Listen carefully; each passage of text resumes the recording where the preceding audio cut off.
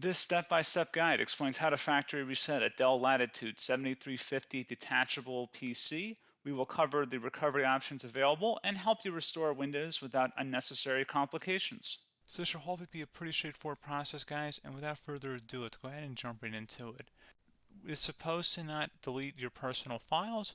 I strongly suggest you create a backup of any important files or documents before you proceed, because even though it might say that it's going to save your personal files, there's no guarantees that it will, so just keep that in mind, and we're going to go ahead and jump right into it.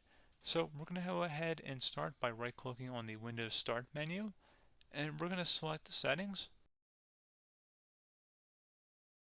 You want to select System, and then on the right side, scroll down until you get to Recovery.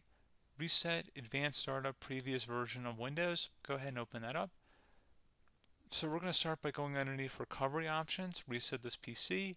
Choose to keep or remove your personal files, then reinstall Windows. Go ahead and select Reset PC. Underneath Choose an option, Keep My Files removes apps and settings but keeps your personal files.